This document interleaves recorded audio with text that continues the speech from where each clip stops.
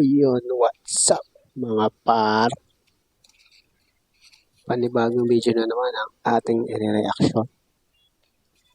Ang last video natin ay mga alien naman sa ibang bansa. Ngayon naman, dito sa atin sa Pilipinas. Ang title nito ay 1984 Ormoc City, Philippines UFO Landing Incident. So, play na natin to para matapos na. Marami na tayong mga UFO at mga misteryong pinag-usapan dito sa channel. Pero ang istoryang ibabahagi ko sa inyo ngayon ay kakaiba, bukod tangi dahil dito sa Pilipinas ito nangyari. At hindi lang yan, may mga photo evidence at ilang accounts pa tayong magpapatunay na ang lahat ng ito ay totoo. At ang 1984 UFO story dito sa Pilipinas ang pag-uusapan natin dito lang sa channel na kung ikaw ay may kaalaman, hinding-hindi ka malalamangan in the story goes like this. Nangyari ang lahat ng ito noong 1984 sa Barangay Valencia, parte ng Ormoc City, probinsya ng Leyte. There is not much in this barangay body. Tulad lang din sila ng ibang mga bara-barangay sa Pilipinas. Pero may isang pagkakataon ng isang araw noong tinatawag na Kaboses niya si Papa Dudut, no? Yung mga estudyante sa eskwelahan para sa gagawing flag ceremony. Yung tipikal na ginagawa ng mga guro at estudyante sa eskwelahan, sinimulan nila yung head count ng mga bata para malaman ng mga teacher kung sakto ba ang bilang ng kanilang mga estudyante. Dito ay napansin nila na may 2 bata ang nawawala. Nagkaroon ngayon ng parang mini ng alien search and rescue operation yung mga guro at principal sa school. Kinansel na muna nila yung flag ceremony. Sinimulan nilang maghanap sa paligid ng eskwelahan, mga classroom, kantin at kung saan-saan mang sulok ng school. Pero hindi pa rin nila makita ang 2 bata. Dito na nila mas pinalawig pa ang paghahanap. Nagpunta sila sa ilang bahagi ng eskwelahan na medyo masukal. Hanap dito, hanap doon ang nangyari nang sa hindi inaasahan na may narinig silang mga hagik-gik ng bata. Napalingon sila ngayon kung saan ito nanggagaling. Doon ay natanaw nila ang mga batang nawawala. Nilapitan ng mga guro ang mga estudyante. Tinanong ang 2 kung bakit sila nagpunta sa bahaging iyon ng eskwelahan. Ang tugon nilang pareho. Ano lang to? Tawag dito. Pagsasadula lang. Ay may nakita silang hugis kabibing eroplano na lumilipad ng mababa. Badi napaka-importanting detalye nito sa ating kwento dahil it gives a little bit more authenticity.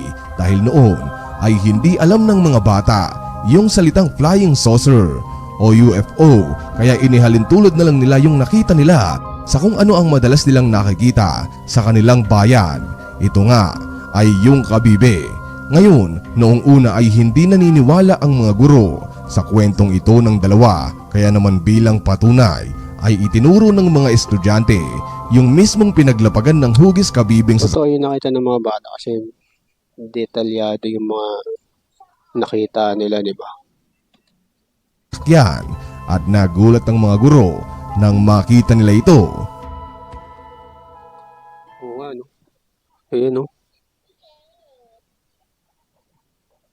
Parang lumanding dito. Nang mapuntahan ang sinasabing pinaglandingan ay dito pa mas lalong nagkwento ang mga bata. Ika nila ay yung tinutukoy nilang UFO ay nagpalutang-lutang sa isang bahagi ng bakanteng sakahan na siya nilang sinundan. Tumakbo sila at nang papalapit na ang mga bata sa bagay na ito ay bigla itong huminto na parang napansin ng nasa loob ng UFO yung mga bata. Nang tumigil ang UFO ay unti-unti ngayon itong bumaba. Bumaba ng bumaba hanggang sa makalapag ang ilalim na bahagi nito sa mga natutuyong dayami sa bukid. Ngayon, nang malaman ng mga teachers at principal ang kwentong ito ng 2 bata, ay agad nilang inireport ito sa mga otoridad at sinabi na baka kung anong bagay ito na maaaring makaapekto sa seguridad ng mga batang nag-aaral doon. At heto na nga buddy, dahil nang dumating ang mga officers ng lungsod ay agaran nilang ininspeksyon ang sinasabing pinaglandingan ng UFO at saka sila kumuha ng litrato kasama yung mga estudyanteng magfa-flag ceremony dapat at yung 2 bata na nawawala. Heto ang litratong tinutukoy ko na eksaktong pinaglandingan ng eroplano. Ano? Ito, nakapaikot sila oh. So napakaliit lang pala niya. O isang, sabihin na natin may nakasakay doon, isang ano na siguro ang kasya. Isang alien lang siguro. Yun oh. Diba? Hindi siya gano'ng kalaki.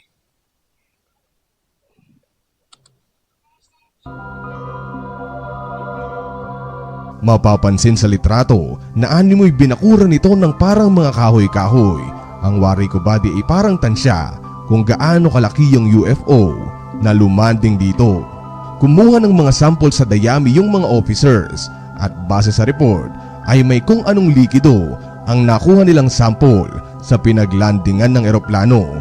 Inilagay nila ito ngayon sa isang tubo upang pag-aralan at nang wala ng iba pang pwedeng makuhang sample ay umuwi na yung mga researchers pabalik ng opisina. Pinag-ingat na lang muna yung mga bata at magulang sa paligid ng paaralan malapit sa pinaglandingan ng UFO. Sinabi nila na wag na lang munang pumunta o lumapit sa lugar na iyon.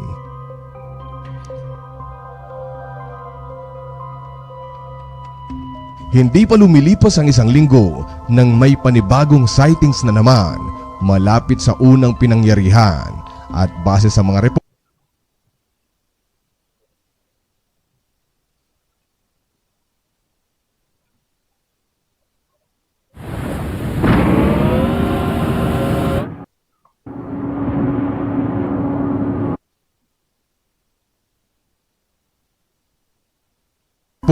ay sa pagkakataong ito ay iba naman ang kanilang nakita dahil kung noong una ay dambuhalang UFO ang namataan dito ay sa bagong sightings ay mga maliit na hugis kabibing spaceship ang kanilang nakita. At hindi lang yan dahil marami sila buddy. Tansya ng mga tao noon ay sinlaki di umano ito ng mga plato. Natansya nila ito buddy dahil papasikat na yung araw nang makita nila yung mga UFO na ito. Tugma sa unang pagkakataon noong nakita nila yung malaking UFO nang mangyari ito. Madilim pero tanaw mo na yung kalangitan. Tipikal na oras ng mga school. Kumbaga, ngayon, ika ng mga nakakita ay may formation sila buddy. May formation yung mga lumilipad na UFO at sa kanilang paglipad ay hindi nila inaasahan na may isang bumagsak sa kumpol ng UFO na ito malapit sa unang encounter. Ngayon, pinuntahan ng mga residenteng nakakita ang pinagbagsakan ng UFO at doon nakita nga nila ang maliwanag na ilaw. At kakaiba ang UFO na ito buddy dahil nang sinubukan pang lumipad ng naturang UFO ay nagsimulang humigop ito ng mga dayami sa paligid kung saan ito bumagsak.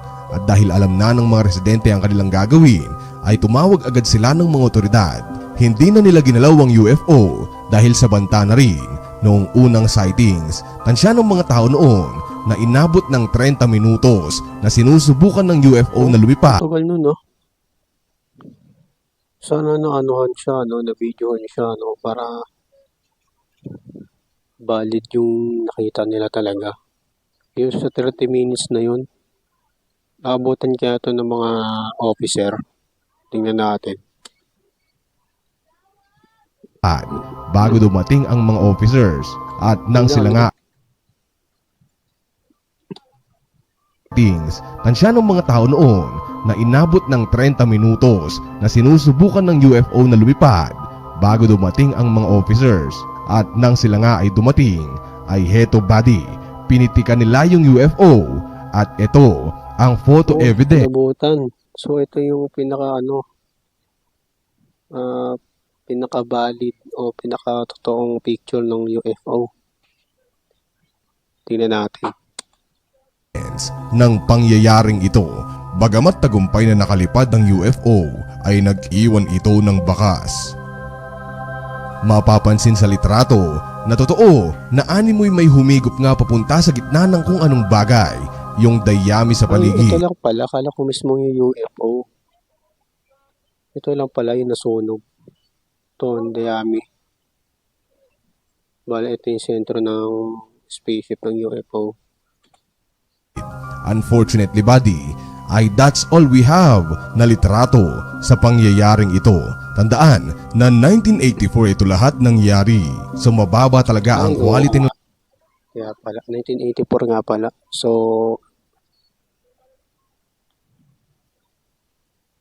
pero sayang, no? Kung 1984 ito lang inabutan, kung na-picture lang sana nila yung mismong UFO, kahit sabihin mo hindi ganun ka-quality yung camera noon, pero umano natin kung ano talaga yung tsura ng UFO, di ba? Kasi ito yung pagbabasihan. Bilog talaga yung UFO kasi nasa gitna yung burn ng ewan ko kung burn na dayami. Di ba? ng mga picture. Pero anyway, sobrang fascinated ako sa kwentong ito, buddy. Dito ko na sana tatapusin ang istorya, pero I decided to dig deeper sa misteryong ito. Sinubukan kong hanapin yung mga tao na kumuha ng litrato. Yan maganda yan. Para sila rin magiging lilinaw to sa picture na yun. O kahit na sino man lang para ma-interview o magbigay ng kung anumang naaalala nila sa pangyayaring ito. Pero bigo ako. Siguro ba dahil matanda na sila kaya wala akong mahanap. However, Sayang. Sigurado matandaan na yung mga yun. Pero sayang yung ganung yung kaalaman na mismo ay ito ay mo na makikita yung spaceship na yun. Di ba? Kaya siguro kampante yung mga alien na bumaba nung kasi wala pang ganung ka high-tech na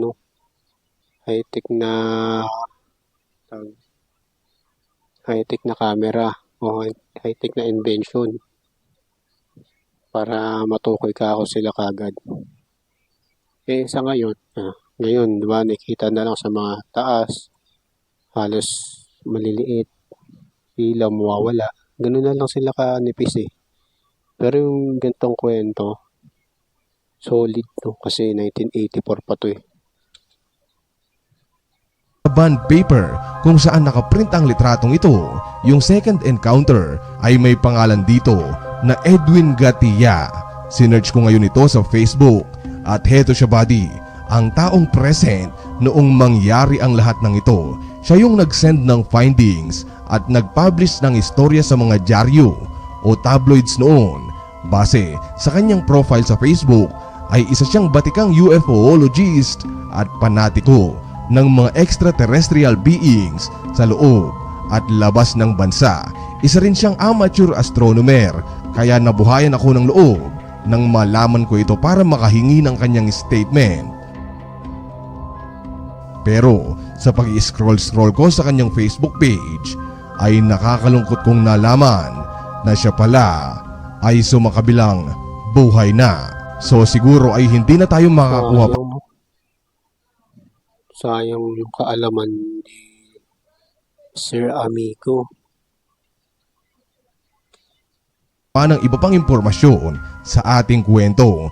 Pero malay nyo, buddy, baka sa tulong ninyo na ikalat ang videong ito ay may makuha pa tayong ibang impormasyon sa 1984 UFO sighting na ito dito sa Pilipinas. So yun, buddy, the 1984 UFO story dito sa Pilipinas. At muli, ako po ay nagpapasalamat sa panonood ninyo hanggang dito at sa walang sawang suportahin as always.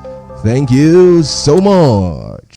So yung mga par, hanggang dito na lang. Salamat sa panonood.